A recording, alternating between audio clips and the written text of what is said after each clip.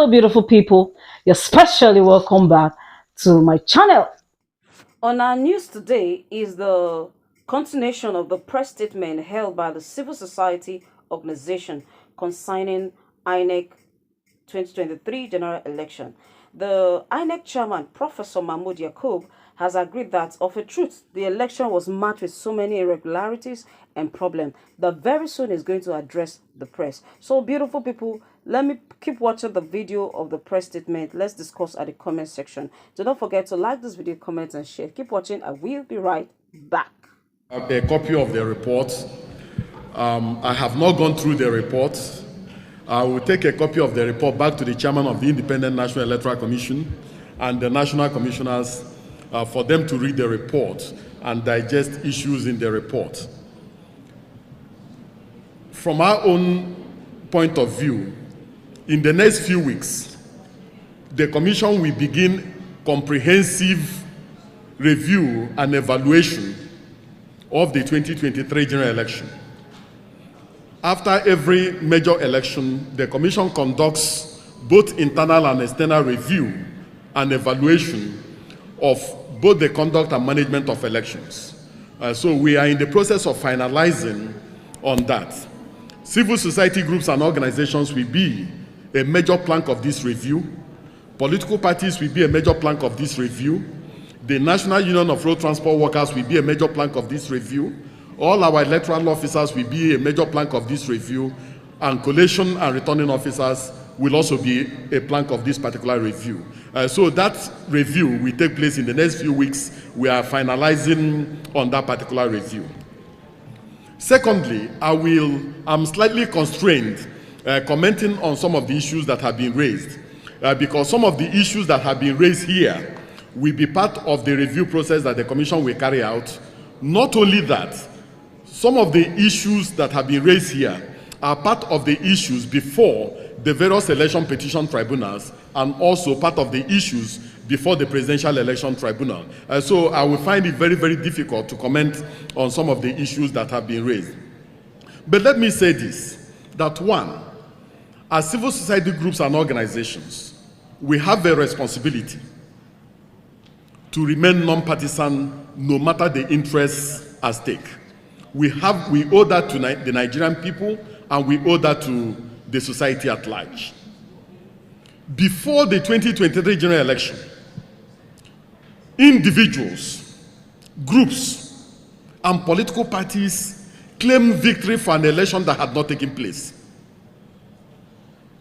Let me repeat that before the 2023 general elections, individuals, groups, organizations, and political parties claimed victory for an election that had not taken place. So when the elections took place, they wanted a validation of what they had already made up their minds should be. And some of us within the civil society groups and organizations lent credence to this particular perception, and that created a lot of challenges. My third issue is that we still need a lot of education on the collation and result management process within the law, within the ambit of the law. Because some of us in civil society groups and organizations who did not have a good knowledge of the election collation process and result management process also assisted in making sure that people did not have good knowledge. And because some people didn't have good knowledge of the collation and result management process, they went to town and reduced the entire conduct and management of the 2023 general election to result upload. And I believe that we cannot, under any circumstance whatsoever, and under any guise, reduce the entire election only to result management or result upload.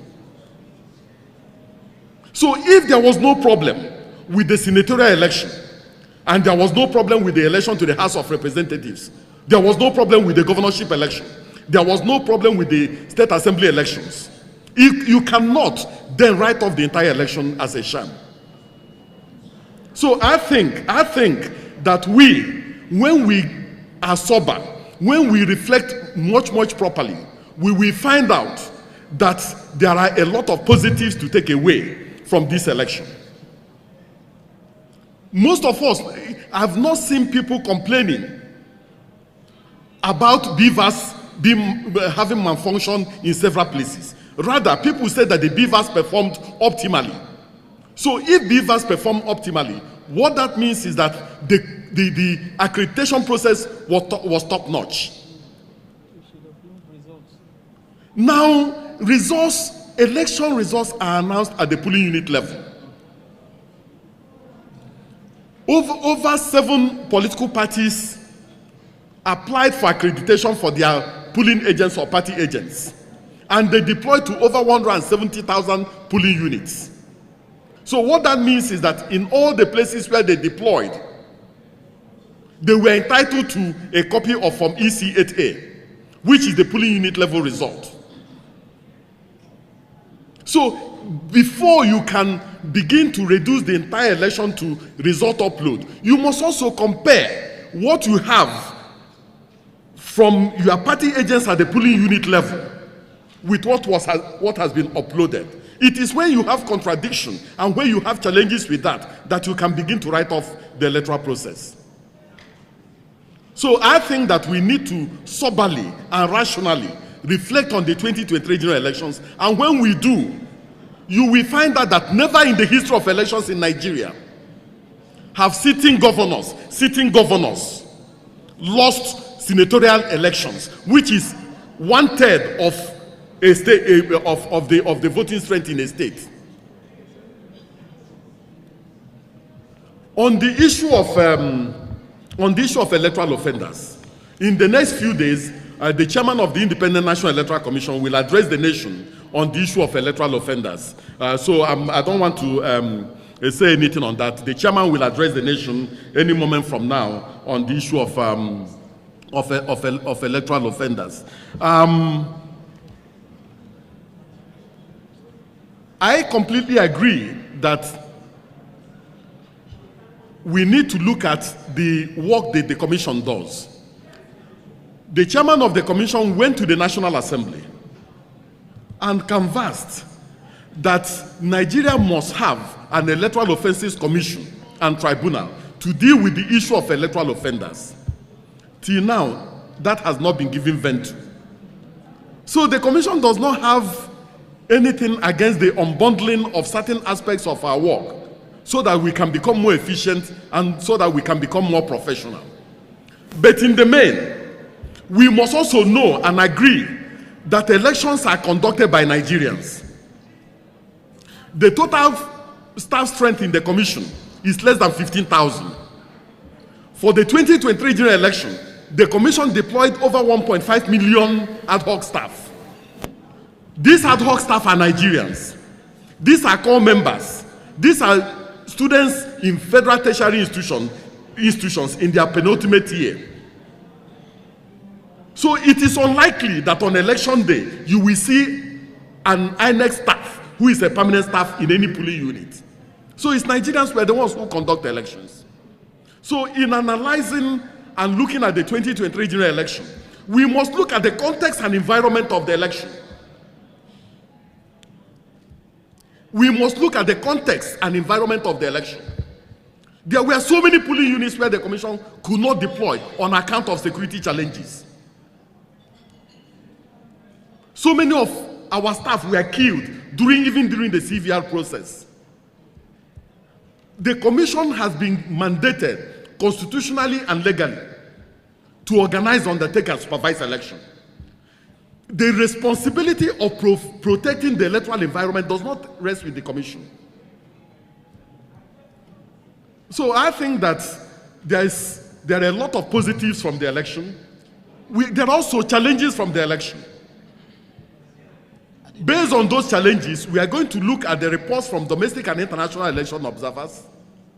We're also going to look at reports from political parties.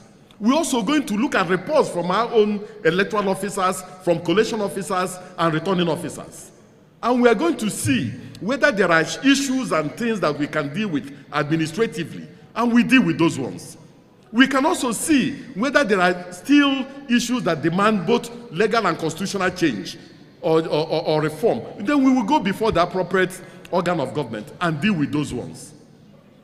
But I want, on behalf of the chairman of the Independent National Electoral Commission, to commend civil society groups and organizations on the work that was done around the 2023 general election. And I believe that on no account must we give up on this country. It is because people expected a finished product. Democracy is not a finished product. People expected a finished product. That was why there were a lot of disappointments. But if we believe that the electoral process must continue to increase incrementally, we will not write off an entire electoral process, because the moment you write off the electoral process, the moment you write off democracy, what we are now saying is that anti-democratic forces should come and take over, and that can never be part of our docket.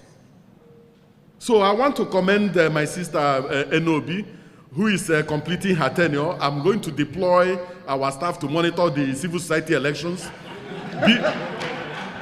Bavas will be deployed for purposes of voter accreditation and verification, and then there will be result upload after this election. So the plea is that we never give up on this country, and we should never give up on democracy. Thank you so much. Thank you. We cannot give up on democracy. It's just that democracy has been failing us a lot in this country.